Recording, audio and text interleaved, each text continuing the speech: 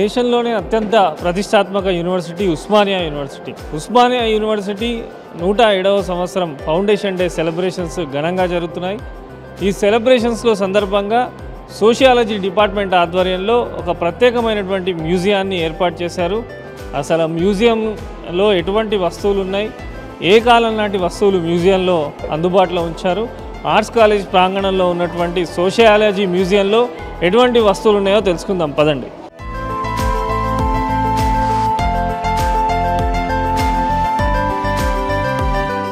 Sociology department ఆధ్వర్యంలో ఏర్పాటు చేసిన మ్యూజియం లోపలికి మనం వచ్చాము. ఒకసారి ఇక్కడ చూడవచ్చు, మొత్తం కూడా గిరిజనులు వారి సాంప్రదాయాలకు సంబంధించినటువంటి ప్రత్యేకమైనటువంటి నిర్మాణాలు, ఆ కాలంలో వాళ్ళు వాడినటువంటి పనిముట్లు అన్నీ కూడా ఇక్కడ ప్రత్యేకంగా ఏర్పాటు చేశారు. ముఖ్యంగా గిరిజనుల జీవిత చరిత్రతో పాటు ఆదిమ మానవుల నుంచి మానవుని రూపం ఎలా వచ్చిందో ఈ మ్యూజియంలో ఏర్పాటు చేయడం జరిగింది. మనం విజువల్లో చూస్తున్నాము. పూర్వకాలంలో గిరిజనులు వాడినటువంటి ఏదైతే వాళ్ళకు ఉన్నటువంటి ఆయుధాలు కానీ, వారి డప్పు దరువుకు సంబంధించినటువంటి డోలు కానీ, ఇవన్నీ కూడా ఇక్కడ ప్రత్యేకంగా ఏర్పాటు చేశారు. అసలు ఈ మ్యూజియంలో ఉన్న ప్రత్యేకత ఏంది, ప్రస్తుతం మనతోని మాట్లాడేందుకు సోషియాలజీ డిపార్ట్మెంట్ హెడ్ ప్రొఫెసర్ ఉన్నారు. ఉస్మానియా యూనివర్సిటీ 107వ ఫౌండేషన్ డే సెలబ్రేషన్స్ జరుగుతున్నాయి. Osmania university one of the oldest universities in India and also Asia. Osmania university 1918లో స్థాపించబడింది. అందులో భాగంగా సోషాలజీ డిపార్ట్మెంటు 1928లో అండర్ గ్రాడ్యుయేషన్ కోర్సు స్టార్ట్ చేశారు. అలాగనే full fledged post graduation course 1946లో స్టార్ట్ చేయడం జరిగింది. అయితే సోషాలజీ డిపార్ట్మెంటు మొదటి నుంచి సోషల్ ఆంథ్రోపాలజీ సబ్జెక్టు కూడా సోషాలజీలో భాగంగా ఉండడంతో మనకు international level professor Haimendorf from Germany ఆయన స్థాపించారు. ఇది ఇక్కడ మ్యూజియము. ఆంథ్రోపాలజికల్ ప్రొఫెసర్, ఆయన anthropologist professor SC Dube expand చేశారు ఈ మ్యూజియం.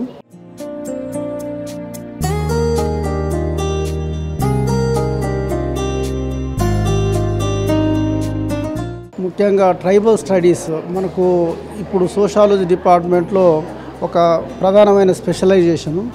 ట్రైబల్ స్టడీస్ అన్నప్పుడు మనకు ట్రైబల్ లైఫ్ గురించి దీనికి ప్రధానంగా ఫోకస్ చేయడం అనేది ఒక ముఖ్యమైన అంశం. ట్రైబల్ లైఫ్, ట్రైబల్ కల్చర్ అనేది ముఖ్యంగా మనకు రెండు రకాలుగా చెప్పుకోవచ్చు. ఒకటేమో నాన్ మెటీరియల్ కల్చర్, అది ఐడియాస్, బిలీఫ్ సిస్టమ్కు సంబంధించినటువంటి ఒక జీవన విధానము. అలాగనే మెటీరియల్ కల్చర్ అంటే ఇప్పుడు మనం చూస్తున్నటువంటి మెటీరియల్ అంటే ఒక టెక్నాలజీ కానీ, టెక్నాలజికల్ టూల్స్ కానీ, ఒక లివింగ్ విధానం కానీ, లేకపోతే ఒక మ్యూజిక్ సిస్టమ్కి సంబంధించినటువంటి ఇన్స్ట్రుమెంట్స్ కానీ, పనిముట్లు కానీ, లేకపోతే వేట ఆడుకునేటువంటి బాణాలు కానీ, విల్లంబులు కానీ, ఇవన్నీ కూడా ట్రైబల్ జీవన విధానానికి సంబంధించినటువంటి అంశాలను ఇక్కడ కలెక్ట్ చేసి మనము ఎగ్జిబిట్ చేయడం అనేది ఒక ముఖ్య అంశం. ఎందుకంటే సివిలైజేషన్ ముందుకు పోతున్న కొద్దీ ట్రైబల్ కల్చర్స్ కొంత అంతరించిపోయేటువంటి అవకాశం మనం చూస్తున్నాం. అయితే మోడర్న్ లైఫ్లో స్టూడెంట్స్కి ట్రైబల్ కల్చర్ను చూసేటువంటి అవకాశం లేదు. అయితే అందువల్ల మనకి ఇక్కడ ఒక ట్రైబల్ యొక్క గొప్పతనాన్ని, ఔన్నత్యాన్ని, వాళ్ళ టెక్నాలజికల్ అడ్వాన్స్మెంట్ని, అప్పుడున్న జీవన విధానాన్ని డిపిక్ట్ చేసేటువంటి భాగంగా అప్పటి ప్రొఫెసర్స్ స్థాపించారు. అయితే ఈ స్టూడెంట్స్కి ఒక ఇన్స్పిరేషన్, అంటే ఓల్డెన్ డేస్లో ప్రజలు ఎట్లా బ్రతికారు, ముఖ్యంగా రిమోట్ ఏరియాస్లో ట్రైబల్స్ అనేది ఒక విధానం.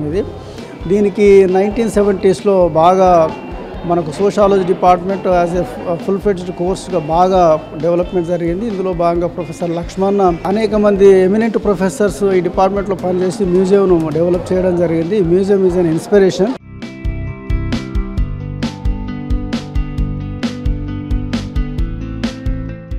ఇక్కడ మనం చూడవచ్చు, మొత్తం కూడా గిరిజనులకు సంబంధించినటువంటి వారి చిత్రాలు, వారి జీవన విధానం, ఆ కాలంలో వారు ఉన్నటువంటి ఏరియాస్కు సంబంధించి వారు వాడిన పనిముట్లు కూడా మనం ఇక్కడ ఒకసారి చూడవచ్చు. ఇవి చాలా రేర్గా కనిపిస్తాయి, మనకి ఇక్కడ కూడా ఇట్లాంటివి కనిపించే అవకాశం లేదు. ఇది చూస్తున్నాం, వాళ్ళు మంచినీళ్ళు, అదేవిధంగా కళ్ళుకు సంబంధించి వాడే ఒక కూజ. ఇది కూడా చాలా ఈ కాలంలో ఇట్లాంటివి మనకు కనిపించవు. అదేవిధంగా గిరిజనులకు సంబంధించి వాళ్ళు పెట్టుకునేటువంటి కూరగాయలకు సంబంధించి కానీ మంచినీళ్ళకు సంబంధించి కానీ అన్ని రకాల పనిముట్లను ఇక్కడ అందుబాటులో ఉంచారు. గిరిజనులు అనగానే మనకు ప్రత్యేకంగా గుర్తుకొచ్చేది వారి ఆభరణాలకు సంబంధించి. వారి ఆభరణాలు ఒకసారి మనం చూడవచ్చు. వారు ఉపయోగించినటువంటి గాజులు కానీ, చెవులకు సంబంధించిన కమ్మలు కానీ, హారాలు కానీ ఇవన్నీ కూడా సోషియాలజీ డిపార్ట్మెంట్ వాళ్ళు ప్రత్యేకంగా నేటి తరం స్టూడెంట్స్కు చూపివ్వాలనే ఉద్దేశంతో వీటన్నిటిని కూడా అందుబాటులో ఉంచారు. మరోపక్క వారి కట్టుబొట్టు, వారి వేషధారణకు సంబంధించినటువంటి కట్టుబొట్టుకు సంబంధించిన ట్రైబల్కి సంబంధించినటువంటి కూడా ఏర్పాటు చేయడం జరిగింది. ముఖ్యంగా మనం ఇప్పటికీ కూడా చూస్తాం గిరిజన కల్చర్లో అత్యంత ముఖ్యమైనది వారు ఉపయోగించే కళాఖండాలు. అద్భుతమైనటువంటి కళాఖండాలు ఉపయోగిస్తారు. వారి పాటలు కానీ వాళ్ళ నృత్యాలు కానీ చాలా డిఫరెంట్గా ఉంటాయి. పూర్వకాలం నాటి ఇవన్నీ కూడా కళల కోసం ఉపయోగించారు. ఇక్కడ మనం చూస్తున్నాం ప్రత్యేకమైనటువంటి డోళ్ళు అనేది మనకు కనిపిస్తున్నది. గిరిజనులకు సంబంధించినటువంటి మ్యూజిక్ ఇన్స్ట్రుమెంట్స్ ఇవన్నీ కూడా ఓయూలో ఏర్పాటు చేయడం జరిగింది. ఆదిమానం నుంచి మనిషి ఏ రూపంలో మారాడనే దానిపైన కూడా ప్రత్యేకమైనటువంటి ఎగ్జిబిషన్ కూడా ఏర్పాటు చేశారు.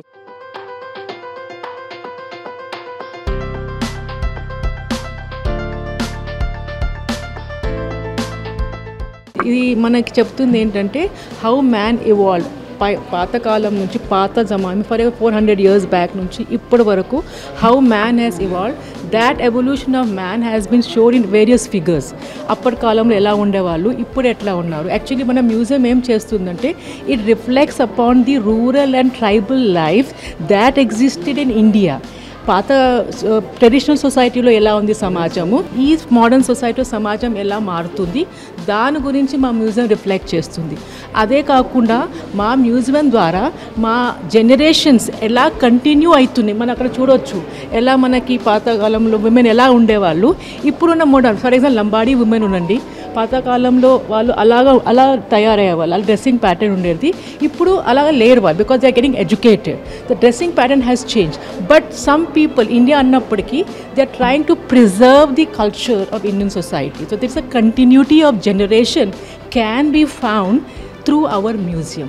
సో మ్యూజియం అంటే మన పిల్లలు మర్చిపోతూ ఉంటారు. పిల్లలు మర్చిపోకుండా ఉండాలంటే ఇట్లాంటివి మనం చూపించాలి. So that that can be continued further.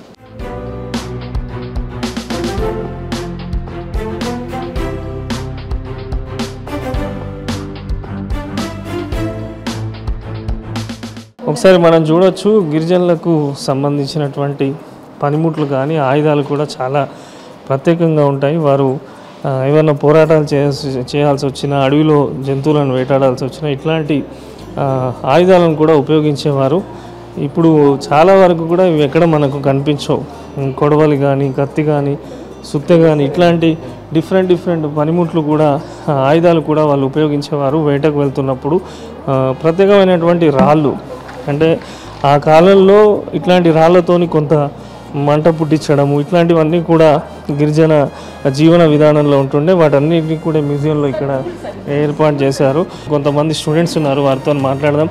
ఇది మాకు ఈ మ్యూజియం చాలా లక్కీ మేము, బికాజ్ బయట మనకి చూస్తే మ్యూజియం తప్ప తెలీదు. సో ఈ కాలేజ్లో మేము ఈ మ్యూజియం చూడడం వల్ల ఓల్డ్ ఎలా ఉండేవాళ్ళు, ఏన్షియంట్ ప్రిమిటివ్ పీపుల్ ఎలా ఉండేవాళ్ళు మాకు తెలుస్తూ వస్తుంది అనమాట. ఇక్కడ చూస్తే అన్ని వస్తువులు వాడినవి ఉన్నాయి, మాకు క్లియర్గా తెలుస్తుంది ఎలా ఉంది, ఎలా ఉండేవాళ్ళు, ఎట్లా నుంచి మోడర్న్ పీరియడ్కి ఎలా వచ్చారు, అంటే ముందు ఎలా కనిపించేవారు. ఇక్కడ చూస్తున్నట్టే ఇక్కడ తెలుస్తుంది మాకు ప్రిమిటివ్ మెన్ నుంచి ఇప్పుడు వచ్చిన వాళ్ళు ఎలా ఎవాల్వ్ అయినారో తెలుస్తుంది అనమాట. సో ఈ మాకు మా డిపార్ట్మెంట్ వాళ్ళు ఈ మ్యూజియం చాలా న్యూగా ఎస్టాబ్లిష్ చేయబడింది. ఆర్ట్స్ కాలేజ్లో ఇలాంటిది లేదు. మేము ప్రిమిటివ్ పీపుల్ ఎలా ఉండేవాళ్ళు, మోడర్నిజం ఎలా ఉంది, సోషియాలజీ అనేది మొత్తం సొసైటీ గురించే చెప్తుంది అనమాట. సో ఇది primitive society, ancient society, mainly tribal people use చేసే చాలా వస్తువులు ఉన్నాయి. సో మనం వెళ్ళి చూడలేము ట్రైబ్స్ ఎలా ఉంటారు, ట్రైబల్ పీపుల్ ఏం చేస్తూ ఉంటారు అనేది. సో ఇక్కడ ఈ వస్తువులు చూడడం వల్ల ట్రైబల్ పీపుల్ ఏం యూజ్ చేస్తారు, వాళ్ళ లైఫ్ స్టైల్ ఏంటి, వాళ్ళ ప్లేస్ ఎక్కడలా ఉంటారు, అవన్నీ తెలుస్తుంది అన్నమాట మాకు.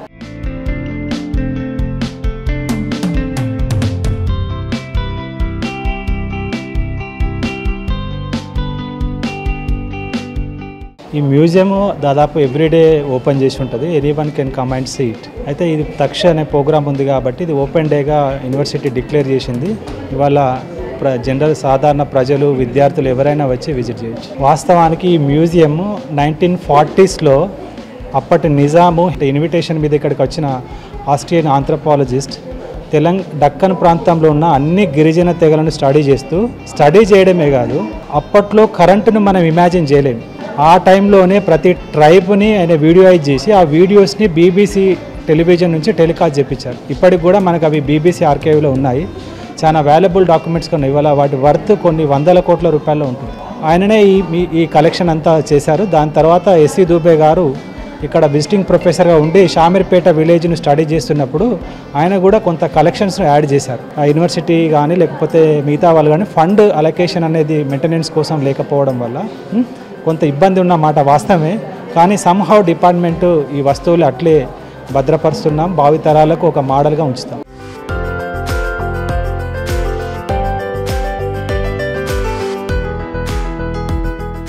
వాస్తవానికి ప్రతి యూనివర్సిటీకి ఒక ఫౌండేషన్ డే ఉంటుంది. కానీ మన ఉస్మాన్ యూనివర్సిటీలో ఒక ట్రెడిషన్ లేకుండా పోయింది ఫౌండేషన్ డేని సెలబ్రేట్ చేసుకోవడం. కానీ రీసెంట్గా యూనివర్సిటీ అధికార వర్గాలు ఈ ఫౌండేషన్ డేని సెలబ్రేట్ చేయడం మొదలుపెట్టాయి. ఇది చాలా మంచి పరిణామం. దీని ద్వారా 3 రోజుల పండుగ వాతావరణం ఉస్మానియాలో ఏర్పడింది. ఈ డిపార్ట్మెంట్లకు వాళ్ళు చేస్తున్న రీసెర్చ్, వాళ్ళు రాస్తున్న పుస్తకాలు, వాళ్ళ టీచింగ్ విధానాన్ని విద్యార్థులకే కాకుండా బయట సమాజానికి కూడా చూపించే అవకాశం దక్కింది.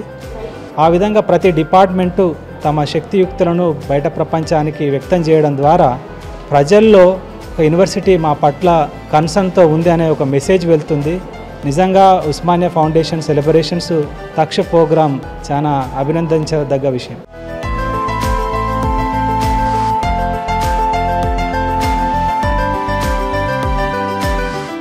మొత్తంగా కూడా ఉస్మానియా యూనివర్సిటీ ఫౌండేషన్ సందర్భంగా సోషియాలజీ డిపార్ట్మెంట్ వాళ్ళు ఏర్పాటు చేసినటువంటి మ్యూజియం అయితే విద్యార్థులను కానీ బయట నుంచి వచ్చే ప్రజలందరినీ కూడా ప్రత్యేకంగా ఆకర్షిస్తుంది. ఇది మ్యూజియానికి సంబంధించినటువంటి అప్డేట్స్. కెమెరా పర్సన్ శ్రీనివాస్తో విజయ్, V6 న్యూస్, హైదరాబాద్.